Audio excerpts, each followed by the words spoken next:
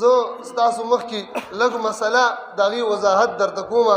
او د دې کتابونو په رڼا کې خپل ملګري به انشاءالله مطمئن دي او کوم ملګري په دې مسله باندې لا سر ته نه رسېدلي د هغې د سر خلاصولو دپاره او د خلکو د پوهې دپاره نه موږ دا خبره واضح کول غواړو چې دا د یو پارټۍ د یو تنظیم فرقواریت شدت پسندي او شرپسندۍ دپاره موږ دا کار نه دی کړی دا میز او خالصه یو دینی مسله ده یو دینی حکم دی د رب العالمین موږ مجبوره یو د رب العالمین د شریعت نه ګنې دا بدې ردي دا مخالفتونه دا کنځلې دا خو زموږ زړه نه غواړي چې موږ ته دې خلک وکړي خو خیر د رب العالمین دین دې صحیح بیان شي د الله دین دې عزتمن شي خیر دی که موږ بې عزته شو نو دې وجه نه محترمو دا د رب العالمین دین دی د الله رب عزت د پاک شریعت حکم دی او تمامو کتابونو لیکلي خبرې دې کې څه پټې خبرې نشته زما محترمو په اسانه ژبه کې زه دا خبره او مسله تاسو ته کېښودل غواړم زمیندار او اسانه ژبه کې زمونږ او ستاسو روژه او اختر اسلام په دې باندې موقوف کړی چې د روژې میاشت مو اول ولیدله او شعبان ختم شو د رمضان میاشت مو وکتله نو رمضان روژې لازمې شوې بیا چې کله د رمضان مبارک دغه میاشته سر ته ورسي او د شوال میاشت په نظر باندې راغه نو د روژه اختتام او سر ته ورسېدله اوس به دې نه وروستو دا شوال میاشته اول تاریخ د ورکوټي اختر ورځ وي بیا نو زما مطلب دا دی چې که موږ تاسو روژه نیسو او که روژه ماتو یعنې اختر کوو د دې تعلق د میاشتې لیدو سره دی چا سره دی جي میاشت دې ولیدله د رمضان مبارک نو روژه کې به او میاشت دې ولیدله د شوال نو اختر کې به اوس دا یو مسئله ده چې یو ځای کې یوه علاقه کې میاشت ولیدلی شوه او په بل ځای کې نه ده لیدلی شوې نو د یو ځای خلک دا د بل ځای د هغه میاشت چې کوم ځای کې لیدلی شوې ده نو په هغې پسې اختر کولی شي او که نه شي کولی هغې پسې روژه نیوی شي که نه شي نیوی زه به سپا خبرې به کوو مثال به ورکوو اوس مونږ باندې دا مسله واقع شوې هم ده افغانستان کې د رمضان مبارک میاشت ولیدلی شوه په وزیرستان کې ولیدلی شوه نو مونږ هغې سره روژه پاکستان والا خلک یا نور خلک هغې سره روژه او اختر کولی شي او که نه شي کولی شرعي څه حکم دی دغه شانتي بیا د اختر میاشتې په نظر راغه نو آیا مونږ پاکستان والو دپاره یا بل ملک دپاره څه حکم دی زمونږ د مذهب کتابونه الحمدلله شته دا چانه پټ نه دي علماو مفتیان په دې باندې ښه پوهېږي دي او ښې کتلی شي هر سړی هر وخت کتاب کتی شي دې کې یو درې مسلکه دي اول نمبر مسلک دا دی چې دې ته مونږ دې فقهاو ورته تعبیر ترې نه کړی دی مسله د اختلاف المطالع اختلاف المطالع له اعتبار شته او که نشته مطلب دا دی محترمو چې هر ملک به هر ښار والا به هر علاقې والا به خپل رؤیت او میاشت ګوري او که نه یو د بل پسې تلی شي یو قول زمونږ فقهاو دا دی چې اختلاف د مطالعو معتبر دی یعنی هر ملک والا به هر لري ملک والا نږدې نه خبره زه بیا وضاحت سره کوم لري ملکونو والا چې کوم دي نو هر ملک والا به خپله میاشت ګوري په هغې به اختر کوي او په هغې به روژه کوي یو قول دا دی دې ته ځینو علماو زموږ فقهای احنافو ترجیح ورکړې ده بعضې علماو دویم قول د علماو دا دی چې هغه ظاهري مذهب دی زموږ د طالبان او علمای کرام په دې باندې پوهېږي چې د یو قول د فتوی د ورکولو دپاره وجه د ترجیح ډېرې دي یوه وجه ترجیح دام ده چې یو مسله په ظاهر المذهب کتابونو کې راغه بس په دې فتوا ورکوه سترګې بې پټوه بس کسی نورې نشته دی نو زمونږ د ظاهر المذهب والا د اکثرو احنافو رایه دا ده چې مشرق کې میاشت وکتلی شوه تر مغربه پورې تمام مسلمانان په دغه میاشت باندې روژه هم کولی شي او اختر هم پې کولی شي دا ظاهر المذهب دی څه شی دی جي ظاهر المذهب او د اکوړه خټک مفتی غلام قادر صاحب په دې باندې ګوره مکمل رساله لیکلې دا مقالات نعمانی زما په لاس کې مقالات نعمانی مکمل رساله په دې باندې لیکلې ده چې مشرق کې میاشت وکتلی شوه تر مغرب پورې تمام مسلمانان په دې روژه کولی شي په دې اختر کولی شي دا د اکوړه خټک حالا موجوده مفتی په خبره پیښ اکوړه خټک ته خو دې وایي دا دارالعلوم دیوبند ثاني دی دارالعلوم دیوبند د دارالعلوم دیوبند ثاني مفتی وایي چې مشرق کې وکتلی شو مغرب پورې روژه او اختر څه شی دی لازم دی تفصیلات به پرېږدم هغه نو یو دغه ظاهري مسلک دی خو بیا اوس که مونږ وګورو شریعت اعتبار نه دی ورکړی بس خو په واقع کې داسې ده چې لرې لرې ملکونو خپلو کې فرق راځي نو بیا به څه کوو نو زموږ علمای دیوبند هغې وایي چې دې ته به وګورو که دا ملکونه خپل ځای کې نږدې وو نو بیا خو به د یو بل په میاشت باندې اختر او روژه کوي او که لرې وو نو بیا دې خپل وګوري بیا دې څه وکړي خپل وګوري دا علماء دیوبند دي کې تفصیل کوي او تمام علماء دیوبند تقریبا اکابرین په دې قول باندې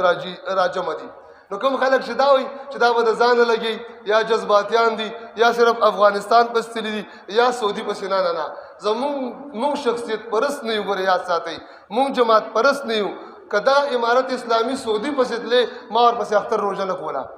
په خبره وي خپل رؤیت کوي نو اوس راځو چې دا دوه ښارونه خپلو کې نږدې وي دوه ملکونه نږدې وي نو د دې هغه اندازه څومره ده کوم ملک ته به مونږ لرې وایو او کوم ته به مونږ محترمو نږدې وایو نږدې دا ما سره په لاس کې فتاوای فریدیه ده دا راکړه دا لږ تاسو ته ښیم فتاوای فریدیه دا ما سره د جیل فتاوای فریدیه مفتی اعظم پاکستان او د دارالعلوم حقانی سابقه مشر مفتی صحیح ده جی هغې فتوی به ورکولې دا جیل نمبر 4 دی او صفحه نمبر 87 ده نو دی په دې کې وایي فرمایي چې لرې او نږدې ښارونه کم دي یو قول دا دی وایي اور بود کا اندازہ جس سے مطلع مختلف ہو جاتا ہے بعض نے مہینہ یا اس سے زیادہ کی مسافت بتائی ہے ځینو علما وایي چې د دوو ملکونو په منځ کې یو میاشت فاصله وي څومره نو دا لرې دي او که د یو میاشت نه کم وي نو بیا څه دي نږدې دي یو شوه دویم بیا فرمایي دا امام کوهستاني د جواهر نه نقل کړي تاج تبریزی فرمائی وہ اختلاف مطلع 24 فرسخ سے کم فاصلہ میں ممکن نہیں دا میاشت کې اختلاف راځي اختلاف د مطالعو د سلیرشو فرسخو نه کم کې دا نه راځي یو فرسخ 3 میله څومره 3 میله سلیرش فرسخه بیا میل نه کیلومتر ډیر دی نو سلیرش فرسخه 115 کیلومتر راځي څومره جی نو 115 کیلومتر فاصله چې د دینه دومره وي یا د دینه کم وي نو دغه مطلب یو ده مطلب څه شی ده یو ده دا راکاري شوی زمونږ د تورخم د سپیرسنګ نه چې روان شي نو تورخم پورې 52 کیلومتر فاصله ده څونه جی وایه څونه جی 52 او جلال آباد پورې 127 او کابل پورې 281 دا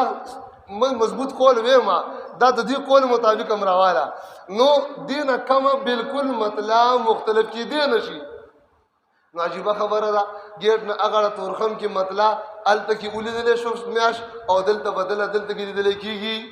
موږ ناست نه یو نو په خبره بي چې کېنه وبه ویني چې کېنه نن څه به وویني په خبره دی هله کېني چې بیا چرګې مینو زړن هم وینه جرابیني هم ویني هغه شیونو نه بغیر خبر پی بیا مخ کی فرمائی اور معارف السنن میں ذکر کیا ہے کہ انہوں نے تحقیق تک یہ بات پہنچ علامہ بنوری رحم اللہ کتاب دے آغا دا بنوری ٹون کراچے والا چې زمون د اکثر اکابر استاد دی بنوری سے معارف السنن کی فرمائی وحققوا وقوع الاختلاف في المطلع بنحو 500 میل فكيف يتصور الجهد للتوحید في مثله فرمائی علماء د دې مقدار 1500 میله ذکر کړي څومره جی 1500 میله 1500 میله نو 1500 میله چې دا یا د دې نه زیاته فاصله وي نو بیا فرق راتلی شي او 500 میل نه چې کمی بیا فرق نو 200 کیلومتره خو راځي نو هغه کابل څخه چې کندوز ته راسي کوم ځای ته راسي کندوز نم داسې اوړي وي چې دې ځای نه روان شي نو 500 میل نه کم کې دا اختلاف د مطلع راتلی نشي یعنی یو ده څه شی ده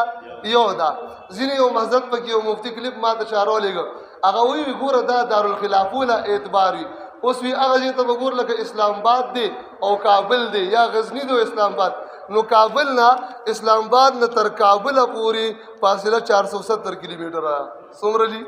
دا ټول عذرونه ولا ختمو مخه سکوم ول ان شاء الله ټول ولا ختمو ما دا مسله هر وخت نه کی زه به ژوندې ما یا به مړې ما خو ان شاء الله العزیز دین حق به بیانو ښه چا بسیتلې نشو که په دې کتابونو ما وژني که نه نو مړ مې دي کې د دې درویش د وینې نه به یو استاذ کې نه به زر درویشان را پیدا کېږي انشاءالله دا کتابي مسلې دا د جنګ جګړو مسلې د شر فساد مسلې د حکومت نه دلته سرکاري ملګري راغلي ښکارم او پټم دواړو ته دا عرض کومه په دې سکرین هم دی ګوري یاد ساتي موږ د ملک نه بغاوت نه دی کړی دا شر نه دی دا فساد نه دی دا د قانون سرغړونه نه ده دا کتاب دی تم الحمدلله حنفی مسلمان ځان ته وې زم مسلمان ما زموږ ستا د کتاب خبرې د بوتانو د باډرو خبرو پکې نه وي محترمه نو 500 میل نه کم کې اختلاف فرمایي دا د مطلع نه راځي دا ما سره ګوره جی بل کتاب دی حقانی راکا دا دارالعلوم حقانی خپل فتاوا فتاوا دارالعلوم حقانیہ اختلاف مطالعے شرعن معتبر ہے یا نہیں خبر ابھی دے فرمائی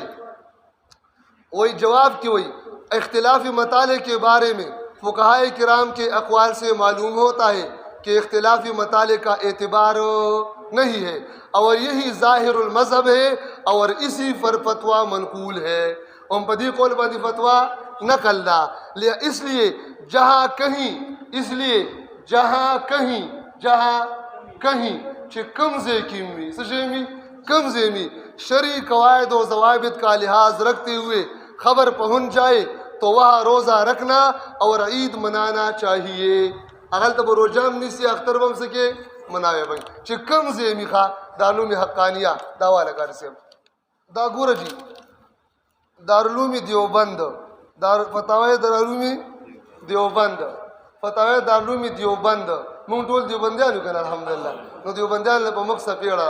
اختلاف مطالعه عند الاحناف حنفیہ کے نزدیک دا جدید ایڈیشن دے او چھ جلد صفحہ 251 دا حنفیہ کے نزدیک اختلاف مطالعه مطلقاً معتبر نہیں ہے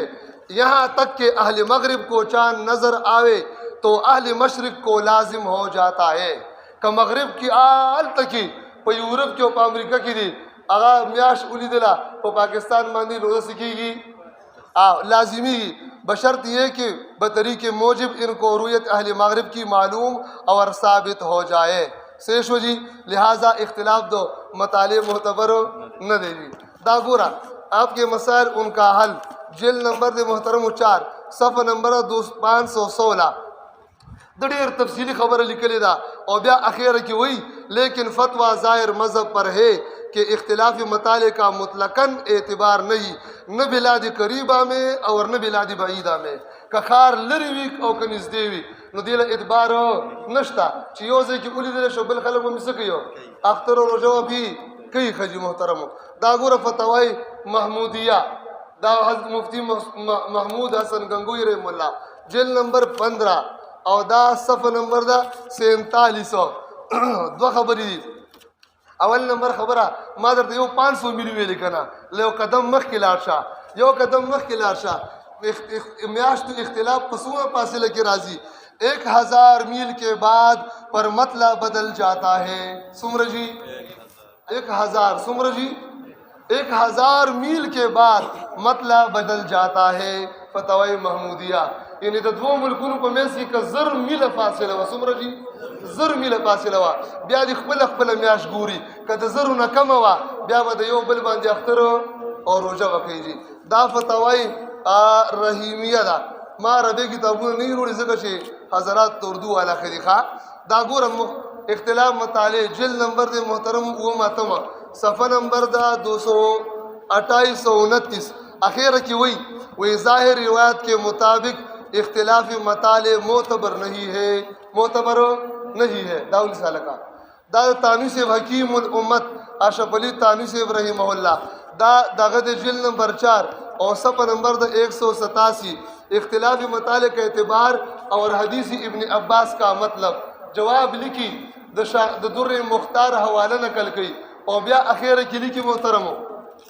وی اس سے معلوم ہوا تدی عبارت ندا معلوم شوا کہ مفتابہی قول یہی ہے مفتابہی قول امداد فتوہ پدیدہ کہ اختلافی مطالع معتبر نہیں اختلاف دا مطالع معتبر نہ دے محترمو دا گور فتوی عثمانیہ جامع عثمانیہ مفتی غلام رحمان سے والا دا جل نمبر دے 4 اوسط نمبر دے 159 دے پدی کی وہی رؤیت ہلال سے متعلق اکثر فقہائی